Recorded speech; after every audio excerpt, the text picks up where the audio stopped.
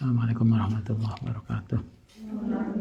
Mustafa Muhammad sallallahu alaihi wasallam. Wassalamualaikum mu'alifadul kitab. Sanawi dimaski sama Quran sama.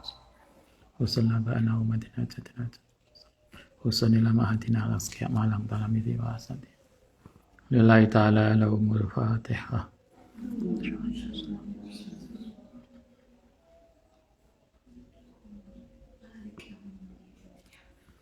Bismillahirrahmanirrahim. Kita lanjutkan kemarin bab tentang pasal tentang haramnya mendengarkan ghibah.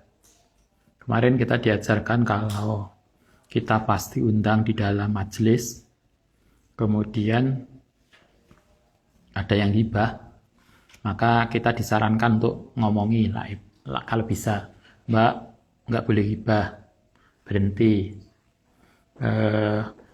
Kedua, kalau gak iso ngono, kita disarankan untuk keluar. Di ruangan itu ada yang ghibah, karena yang ghibah itu seniornya, kakak kelasnya, ngomongin gak berani, ya kita disarankan keluar, gak ikut mendengarkan. Nah, sekarang kita lanjutkan.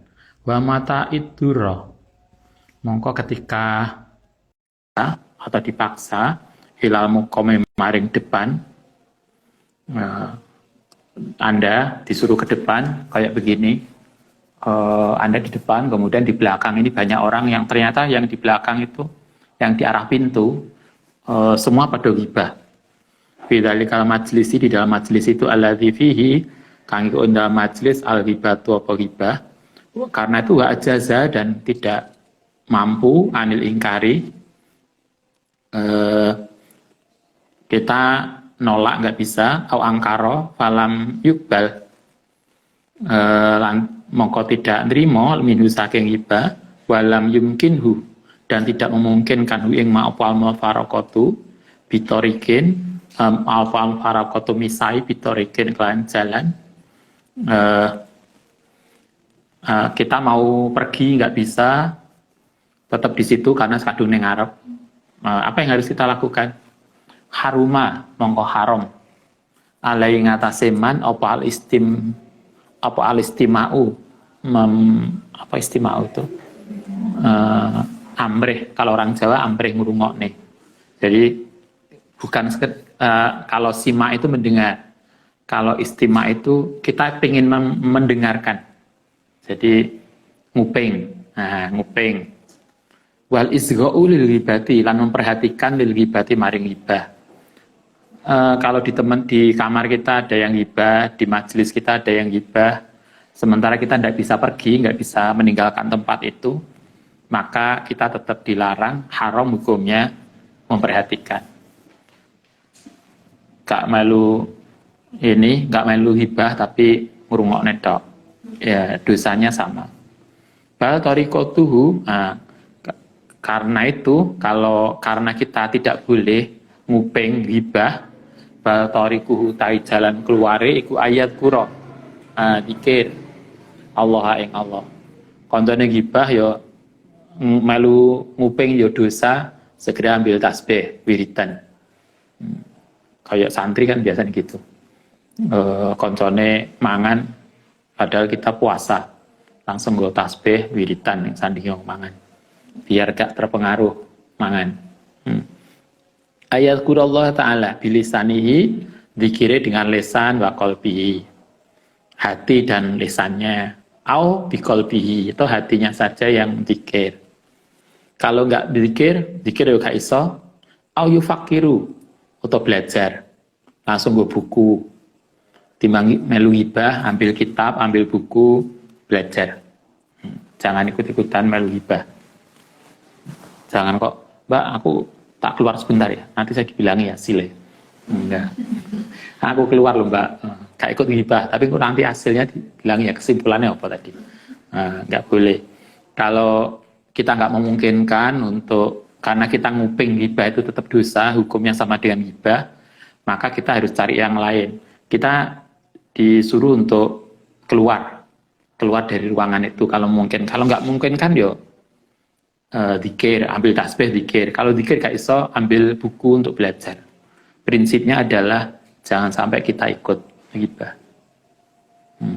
Au yufakiru fi amrin, atau fakiru atau belajar fi amrin dalam perkara akhir yang lain. Liyastagila, supaya tersibukkan sapa seseorang anil istima'iyah saking nguping ghibah. Jadi pokoknya kita berusaha untuk tidak mendengarkan ghibah. Apapun cara kita bisa kita lakukan.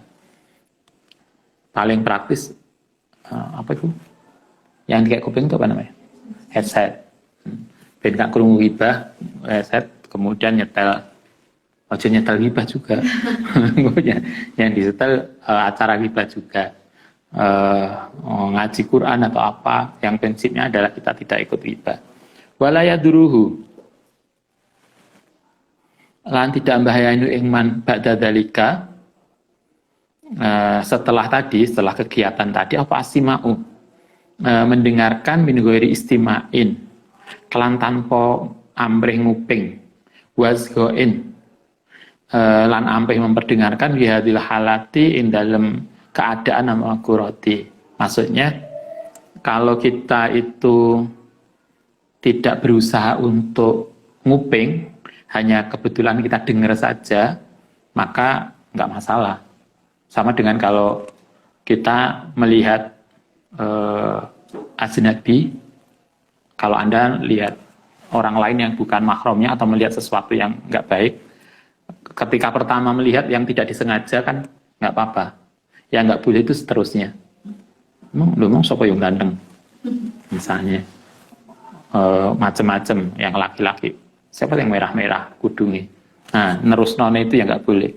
Kalau sekedar kemudian papasan selesai itu nggak masalah. Nah, di sini juga dikatakan kalau sekedar mendengar, tapi kita tidak berusaha untuk nguping, hanya mendengar aja. Tapi begitu mendengar nggak usah dimasukkan hati loh. Ya mendengar aja. Setelah itu selesai. Nggak kok kemudian sampai kamar, Mbak aku mau krungu ini Mbak. Saya tadi dengar ini, bener? Oh itu masalahnya. Jadi kalau kita hanya sekedar dengar ya dengar aja. Sama dengan kalau Anda mungkin membaca apa di grup berita yang nggak baik, ya sudah baca aja dan kita nggak perlu diingat, selesai. Dan kita tidak akan mendiskusikan itu di kamar. Nah, problemnya akan menjadi masalah adalah ketika kita kemudian mengkonfirmasi, dan seterusnya. Fa'in tamakana, nggak apa-apa kalau hanya sekedar mendengar saja tanpa harus diperhatikan. Fa'in tamakana tetapi fa'in tamakana memungkinkan ba'da dzalika minal mufaraqati, setelah berpisah wahum mustamiruna, tapi begitu kita itu sudah pisah, Anda misalnya di ruangan ada yang ghibah, Anda sudah berusaha pergi, kita balik lagi ternyata masih ghibah lagi. Apa yang harus kita lakukan? Anda sudah pergi, sudah berusaha menjauh, balik ternyata yang ghibah belum selesai, karena mungkin masih asik. Ghibah itu kan biasanya 1 jam itu kan masih kayak baru semenit. Beda kalau ngaji. Baru 5 menit terus bolak-balik lihat jam. Kita udah isa-isa. Bolak-balik udah lihat jam. Kalau kita ghibah itu ya udah lama itu rasanya. Anda pernah tahu kadang kita guyonan orang-orang setengah malam. Loh, kok setengah malam? Pernah nggak kita kalau ngaji gitu? Habis isya maca Quran, loh, kok setengah malam? Pernah nggak? Atau belajar serius, rasanya suwe banget. Kita sudah berusaha berpisah, kemudian kita balik. Begitu balik, wahum mustamiruna. Tapi orang-orang itu mustamiruna, tetap berlangsung fil hibatin dalam hibah. Kita sudah pergi, balik lagi ternyata hibahnya belum selesai. Wajaba, apa yang harus kita lakukan? Wajaba mongko wajib alih ngatasin man. Opo al mufarokatu yo pisah lagi. Kalau balik kok tetap hibah yo kita harus pergi lagi. Kalau ngendika sapa Allah Ta'ala dasar ini. Faida ra'aital ladzina yahuduna fi ayatina fa'rid anhum hatta yahudu fi hadisin ghairi. Qur'annya mengajarkan kita begini. Faida ra'a, Faida ra'aita nalikane melihat sapa sira Muhammad alladzina ing orang-orang Yahuduna yang podo mengolok-ngolok, menjelek-jelekan, membuli fi ayatina dalam ayat-ayat kita. Kalau ada orang kafir, orang-orang yang mereka itu kemudian mengolok-ngolok ayat Al-Qur'an, membuli ayat Al-Qur'an, mengejek agama, fa'arid mongko berpalinglah andu saking mereka. Jadi kalau ada orang omongannya kasar, omongannya nggak benar, ghibah, maka kita harus pergi. Fa'arid, kita pergi. Perginya itu sampai kapan? Hatta yahudu, sehingga mereka berbicara fi hadisin ghairi yang dalam persoalan lain. Jadi karena Al-Quran mengajarkan kita itu meninggalkan orang pergi dari kelompok itu sampai dia berhenti berbuat maksiat. Maka kalau kita kembali kok maksiat maneh, ya kita harus pergi lagi. Karena Al-Quran targetnya adalah kita meninggalkan orang yang membuli Al-Quran tadi adalah hatta yahudu fi hadisin ghairi, sampai mereka berdiskusi dengan persoalan lain, tidak lagi membuli itu. Wa imma yunsaka, lan bisa juga sampai melupakan kaing sira sapa syaitan. Karena itu fala takut, mongko jangan duduk sapa sira ba'da dzikri, setelah ingat ba'da dzikra ma'al qaumi dzalimin, bersama orang dolim. Karena itu kalau kita sudah sadar, misalnya gini, kita duduk, kita sadar, oh ini perilaku dosa. Maka kalau kita sadar bahwa ini yang terjadi dosa, maka kita harus pergi. Tidak, karena itu di ayatnya wala takut. Setelah ba'da dzikri, setelah kita itu sadar, maka jangan terus duduk di situ, karena di situ bersama orang dolim. Misal tadi di kelompok itu, di majelis kita ada yang ngerumpi, ada yang ghibah. Kita sadar, oh iya, ghibah itu dosa. Maka kita nggak boleh duduk bersama mereka. Pergilah cari tempat lain. Atau carilah aktivitas lain. Yang tadi diajarkan, bisa zikir, bisa maca Quran, bisa ngambil buku untuk belajar, dan seterusnya. Rawaina, ini ada dicontohkan. Rawaina an Ibrahim bin Adham radhiyallahu an, salah seorang tabi'in, Ibrahim bin Adham. Annahu sedune Ibrahim, ini ada kasus. Ada contoh yang dicontohkan oleh Ibrahim bin Adham. Suatu ketika beliau ikut du'iyah, diundang. Ibrahim bin Adham diundang ila walimatin, maring walimah. Diundang walimah, kalau kita bahasa walimah itu makan-makan ya. Kita diundang makan-makan. Bisa walimah itu prinsipnya kan makan, pesta. Bisa walimah, kita cuma biasanya walimah itu walimatul arus. Padahal walimah itu bukan mesti arus, bukan mesti nganten. Bisa hitan, bisa safar. Anda mau pergi, biasanya mau pergi haji, itu kan ada walimatul safar. Anda mau S2 ke luar negeri, kan nanti Anda studi lanjut toh. Studi lanjut itu kan gampang. Kan yang sering saya sampaikan, sarannya cuma satu. Studi lanjut S2 atau S3 itu sarannya cuma satu, memenuhi persyaratan yang ada, itu aja. Pokoknya lulus S1, bisa tes S2 ya. Anda mau pergi ke luar negeri studi lanjut misalnya, kita disarankan walimatus safar, walimah untuk doa mau pergi. Atau Anda mau boyong, saya mau mari ujian, Mbak, saya walimahan, kenapa? Saya mau boyong ke pondok, ya boleh. Mengundang temannya tasakuran, karena siapa yang kemarin sudah habis ujian? Oh iya ini, gimana hasilnya ujiannya? Alhamdulillah. Wah syukurlah, dapat nilai A. Ya, alhamdulillah. Oh syukurlah, ini kan hebat. Nanti bisa tasakuran. Setelah selesai wisuda, selesai kan begitu kan? Atau nanti sebelum wisuda Anda bisa lanjut S2. S2 kan nggak harus wisuda toh. Yang penting kan harus lulus dan diterima S2. Nggak harus wisuda kayaknya. Syukurlah itu bisa walimah. Suatu ketika Ibrahim bin Adham diundang walimah, fahadoro, kemudian beliau datang. Ternyata begitu datang di tempat walimah itu apa yang terjadi? Fadzakaru, mongko podo berbincang sapa mereka rojulan ing seseorang lam yatim yang tidak datang. Kayak kita gitu ya, kita rame-rame datang kayak begini, kita ngaji bareng. Kemudian mungkin ada salah satu santri yang nggak datang. Kemudian kita yang datang tuh ngerasani yang nggak teko. Apa nggak teko?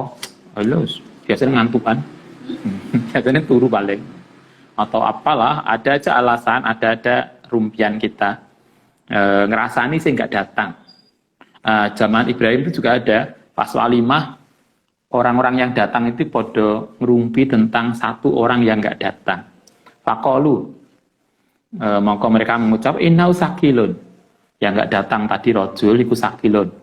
Terus biasalah sakilun merasa berat, jadi nggak datang karena macam-macam.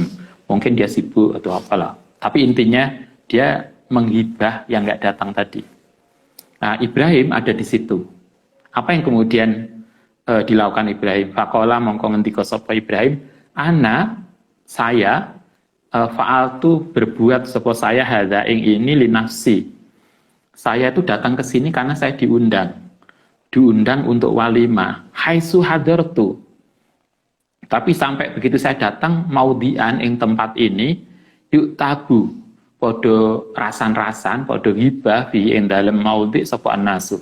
Kata Ibrahim, saya tadi ke sini itu diundang untuk walimah. Karena itu saya datang karena undangannya walimah. Ternyata sampai di sini orang-orang podo ngerumpi, podo hibah, tidak kemudian walimah, tapi sibuk menghibah yang nggak datang. Karena itu yo saya pulang. Fakhoroja, mongko kemudian keluar. Kayak gitulah orang dulu itu menjaga agar tidak hibah. Coba kalau kita mungkin tidak segitunya. Coba Anda bisa bayangkan kayak kita diundang mangan, kemudian ternyata koncone podo rasan-rasan yang lain. Kalau kita malah, wah ini ada info baru ini. Ada isu baru. Ibrahim enggak. Loh, saya tadi kesini loh diundang walimah, bukan diundang untuk rasan-rasan. Karena saya itu diundang walimah, ternyata di sini rasan-rasan, ya saya pulang. Itulah hebatnya. Menjaga diri agar tidak terpengaruh. Dan luar biasa lagi, dia tidak sekedar pulang, tapi walam yakul, dan tidak mau makan salah ayamin 3 hari. Coba. Karena dia merasa telah terjebak di dalam undangan yang ada hibah. Sebagai punishment-nya, dia menghukum dirinya dengan tidak makan 3 hari. Oh, like kita yo. Pada takok, Mbak, ini diundang makan, pesta, nikah. Ada, biasanya pantangan. Pantangan mangan, Mbak. Ya enggak lah, pantangan itu di rumah. Kalau di sini enggak ada pantangan. Karena makanan banyak. Nah, itu kan enggak benar, coba. Bandingkan kita, kebiasaan kita bisa bandingkan dengan ulama-ulama dulu yang mereka berusaha untuk menjaga pribadinya. Itulah kenapa beliau-beliau itu menjadi orang-orang hebat di sisi Allah SWT, karena mereka memang berusaha keras untuk menjaga dirinya. Kita tidak hebat di sisi Allah karena kita tidak cukup kuat menjaga diri kita sendiri. Nah, itu yang kita perlu belajar. Wa mimma lan saking barang an suduhu an syaduhu podo menasibkan, nasib ngerti ya, melakukan. Nasib itu kan lagu, bersenandung. Fi hadza ing dalam kasus ini ada sebuah wasiat yang bagus, nasihat yang bagus, cuma ini bentuknya lagu. Sayangnya Ustaz gak pinter lagu-lagu. Kalimatnya begini. Wasam aka sun an sama il kopihi kasaunil lisani anin nutki bihi. Wasam aka lan ing pendengaranmu sun njogo sapa sira an sama il kopihi dari mendengarkan sesuatu yang buruk. Kasaunil lisani kaya oleh njogo sapa sira lesan ira anin nutki saking mengucapkan bihi yang buruk. Kalimatnya ini mengajarkan kita begini, sama seperti kita menjaga mulut kita dari mengucapkan ucapan yang buruk, maka kita juga harus menjaga telinga kita dari mendengarkan yang buruk. Jadi kita ngomong buruk itu nggak boleh, maka mendengarkan yang buruk juga nggak boleh. Sama seperti kita disarankan untuk ngomong baik, berarti kita juga disarankan untuk mendengarkan yang baik. Ya, jadi antara lisan dan telinga itu sama. Kita diajarkan untuk ngomong baik, ya kita mendengarkan yang baik. Kita menjaga dari ucapan buruk, kita juga menjaga telinga dari mendengarkan yang buruk. Ini kalimat ini mirip dengan ucapannya wali perempuan siapa? Robiah Adawiyah. Salah satu nasihat Robiah terkait dengan kita menjaga dari riya. Beliau mengajarkan kita seperti ini. Beliau mengatakan gini, sama seperti kita itu belajar menjaga, menutupi perbuatan buruk kita, maka mestinya kita juga berusaha menutupi amal baik kita. Jadi sama seperti kita berusaha menutupi aib kita, nah, kita juga berusaha untuk tidak riak terhadap perbuatan baik kita. Kalau aib kita berusaha ditutupi, kenapa amal baik kita tidak berusaha untuk kita jaga dari riak? Mestinya kan begitu toh. Kita nggak suka kalau aib kita didengar orang, mestinya kita juga tidak suka pamer terhadap perilaku baik kita. Itu imbang. Nah, mestinya begitu kita. Kita tuh kan nggak imbang karena aib berusaha ditutupi, baik berusaha cari populer. Akhirnya kan nggak balance perilaku kita, pribadi kita. Robiah mengajarkan kita begitu, agar kita itu bisa menjaga diri dari riya, maka kita diingatkan agar sama berpikir, sama seperti kita tidak ingin aib kita diketahui orang, maka kita juga berusaha agar kebaikan kita itu tidak riya, tidak kemudian suka pamer. Di sini kita juga diajarkan sama seperti kita menjaga mulut kita dari ucapan yang buruk, kita juga marilah belajar menjaga telinga kita dari mendengarkan sesuatu yang nggak baik. Fa'inaka mongkron sak temene sira indasimail qabihi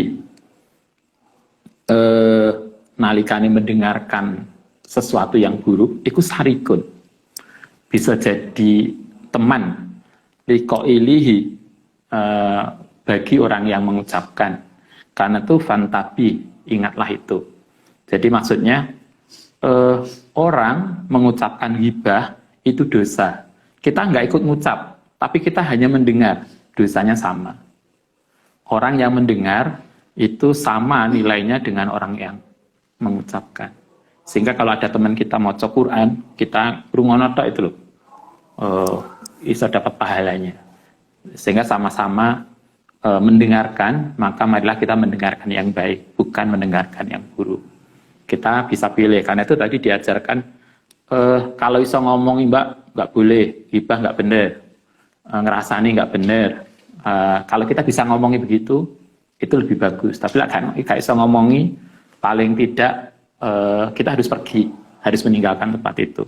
Kalau meninggalkan juga nggak memungkinkan karena suasana yang luar biasa, maka marilah kita belajar, kita diajarkan untuk sibuk dengan perilaku yang lain. Bisa ngaji, bisa zikir, bisa belajar, sehingga kita tidak ikut hanyut di dalam hibah itu. Itu yang diajarkan, yang kita bisa belajar banyak dari sini. Kita lanjutkan. Babu bayaniman.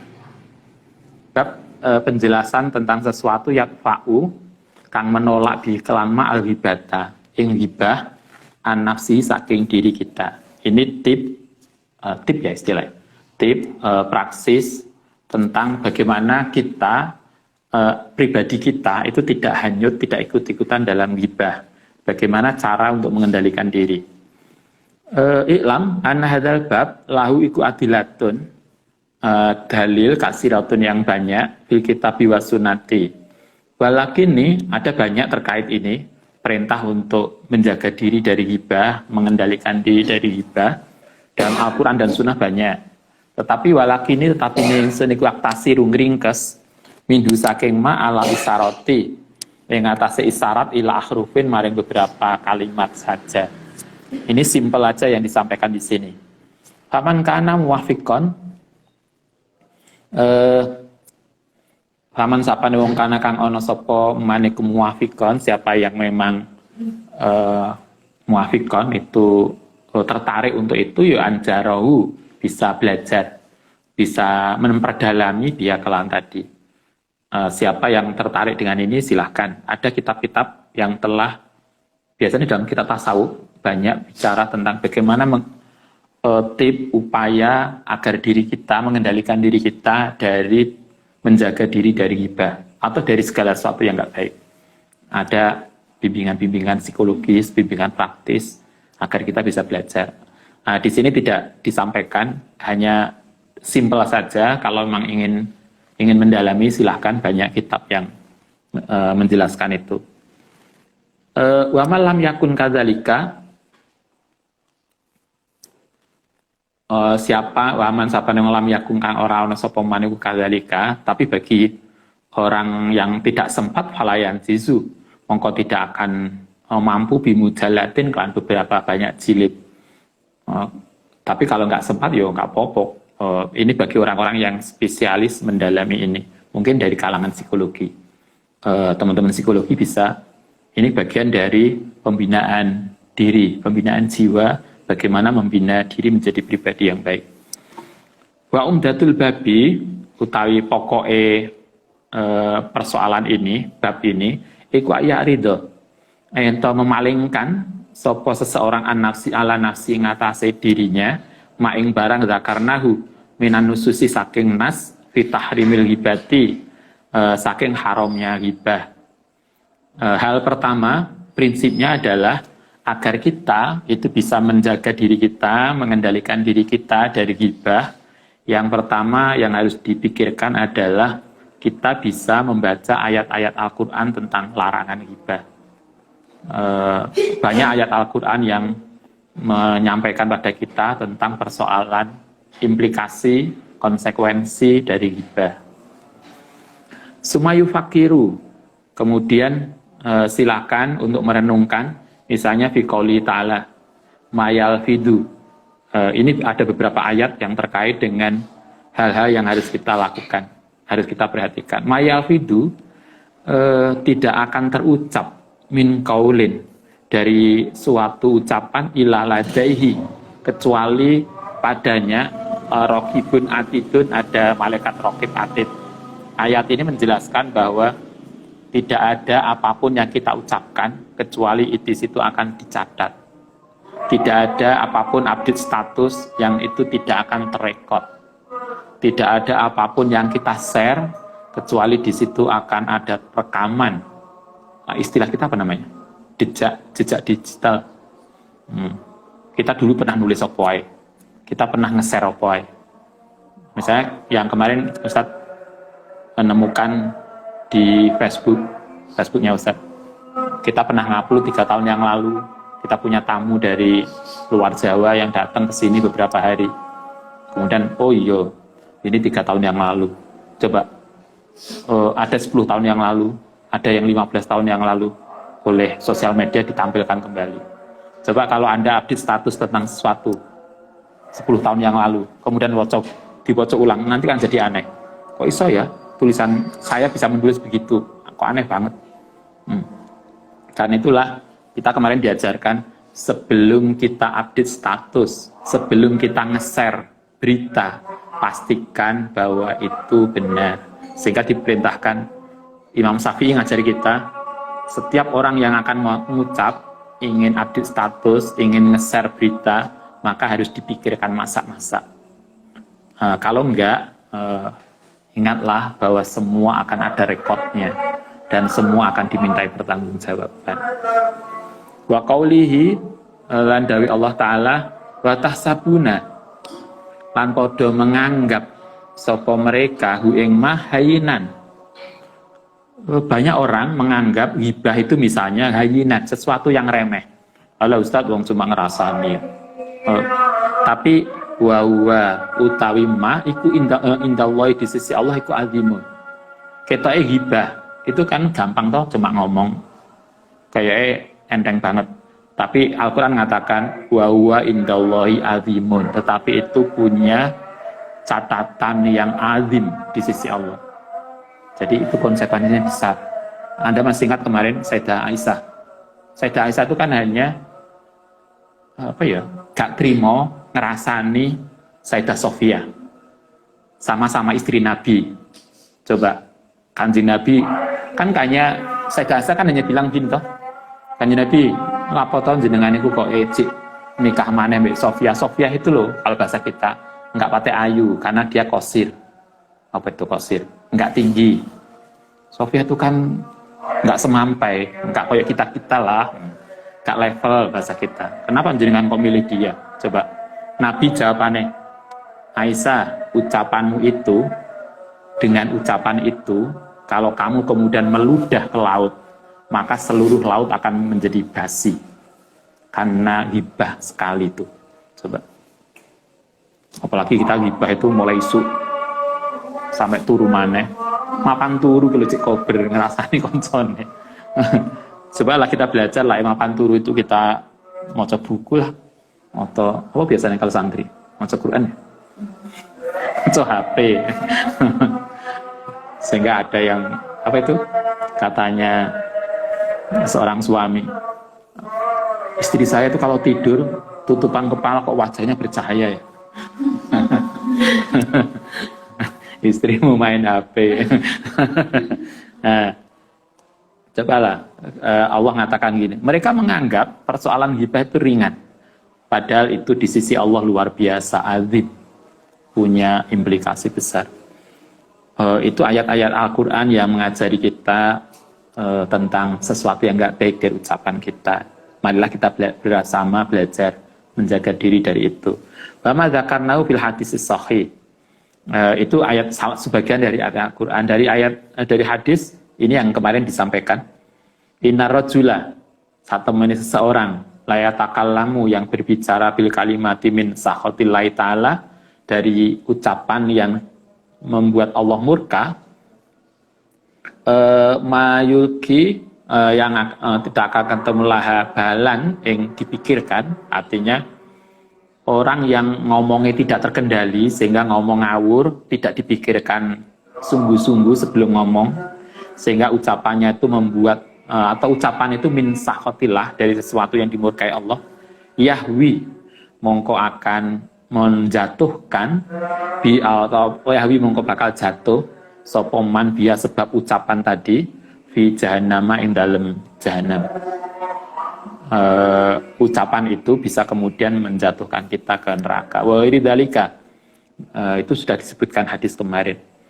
Fi babi hifdzil lisan, ing dalam bab hifdzil lisan kemarin sudah di awal bab sudah disampaikan. Fi babil ghibati, dalam bab ghibah sudah. Dari semuanya salah satu yang harus kita biasakan ini, kalimat ini bagus. Wa yudhammu fi dzalika qauluhum. Dari semuanya itu ada kebiasaan yang kita bisa lakukan, yaitu berpikir begini, Allahu ma'i, Allah bersama saya. Sehingga kalau Allah bersama saya, maka saya kok gak etis kalau saya ngerasani orang. Kesadaran untuk bersama Allah. Allahu sahidi, Allah menyaksikan aku. Kita dewean, kalau kita punya kesadaran Allah senantiasa mengawasi aku. Sama dengan kalau Anda di mana? Ruangan terbuka, di ruangan ramai biasanya kan ada CCTV. Kalau kita sadar bahwa itu ada CCTV yang senantiasa merekod kita, itu kan kita tidak akan berani berbuat yang nggak baik, karena semua akan terekam. Nah, itu baru CCTV. Bagaimana kalau yang merekam itu Tuhan? Maka kemudian kita diajarkan untuk punya kesadaran. Allah melihatku, Allah bersamaku, Allahu nadhirun, atau Allah memperhatikan ilayah.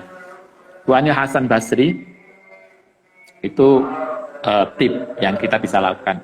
Punya perasaan bersama Allah, diperhatikan Allah, senantiasa diawasi Allah. Wa anil Hasan Basri, inna rajulan laki-laki ku qala lahu maring Hasan, inna kata tabuni, inna kastune siraku tahtabuni, ngrasani hibah sapa sirane ingsun. Laqala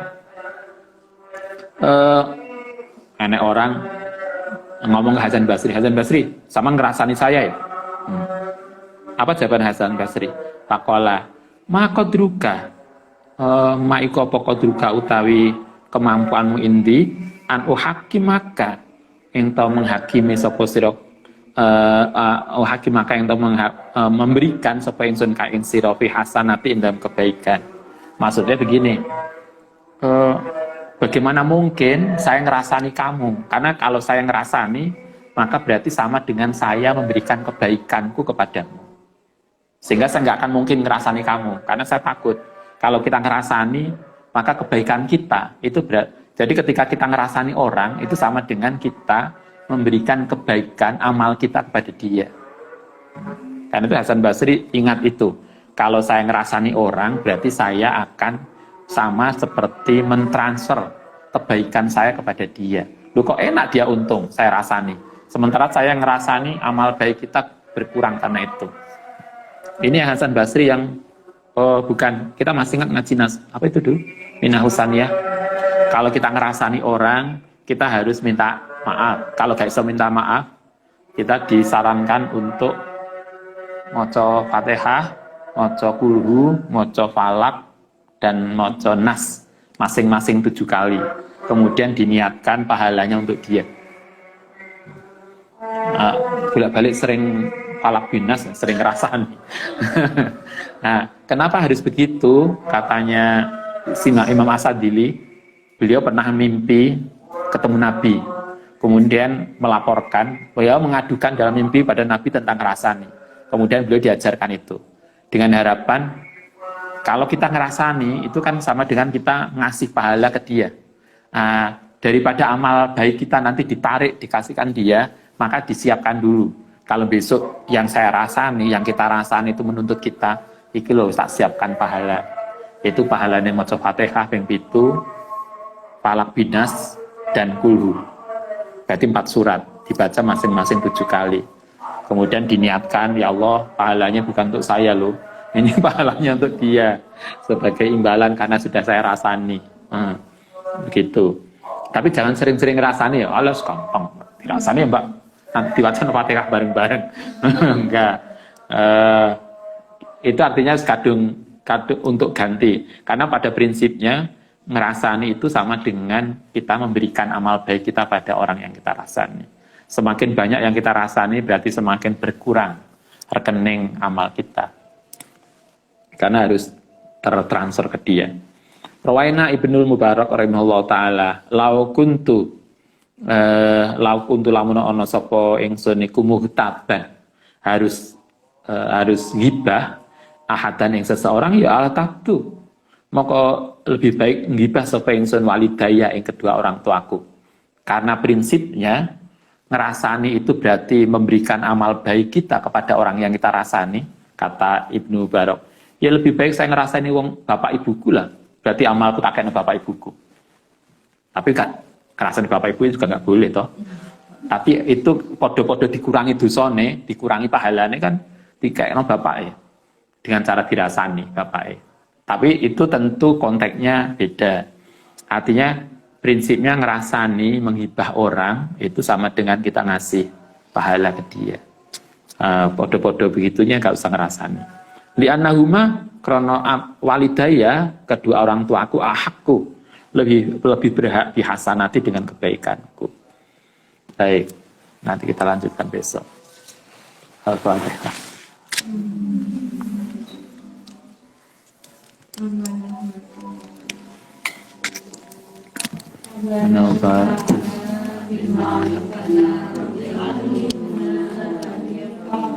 Rabbi Fatina wa Fatihana wa Qur'atina nabiyina Rabbana fa'na bima atamtana Rabbi alimna fa'liyafahuna Rabbi Fatina wa Fatihana wa Qur'atina nabiyina